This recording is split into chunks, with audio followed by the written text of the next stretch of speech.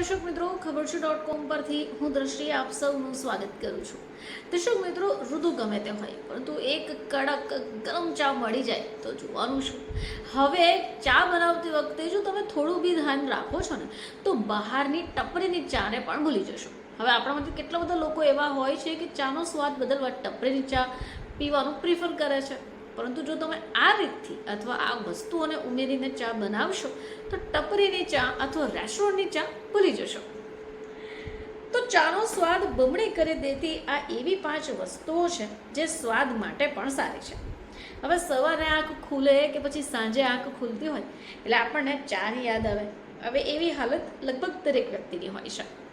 હવે આજે આપણે એવા 5 મસાલા વિશે જાણીશું જેને જો તમે ચામાં ઉમેરો છો તો સવારની ચા ખૂબ મજેદાર રહેશે।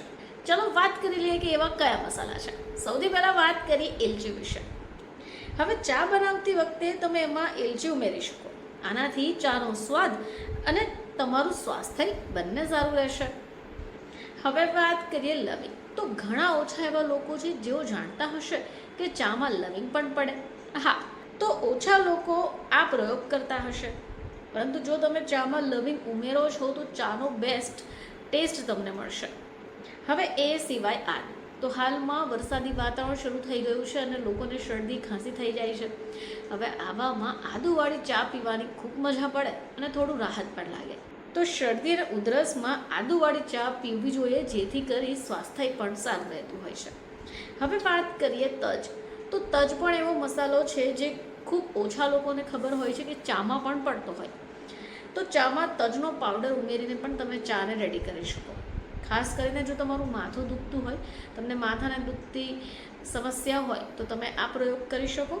તજવાળી ચા પીવાથી તમારા માથાના દુખાવામાંથી તમને રાહત મળી શકે।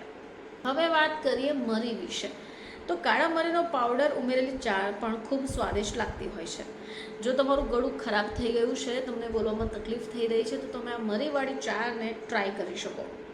તો દર્શક મિત્રો, આ એવા 5 મસાલા છે જે આપણા ઘરના રસોડામાં આરામથી મળી જશે। અને જો તમારે ચાનો ટેસ્ટ બદલવો છે તો તમે આ એવા 5 મસાલાઓ છે જે ઉમેરીને ચા રેડી કરી શકો અને પી શકો। હાલમાં વરસાદી વાતાવરણ જામ્યું છે, તો આવા વાતાવરણમાં આવા મસાલા ભરેલી ચા પીવાની પણ ખૂબ મજા પડશે અને શરીર પણ સારું રહેશે। ફરીથી તમારી સમક્ષ હાજર થઈશું, ત્યાં સુધી જોતા રહેજો ખબર છે .com।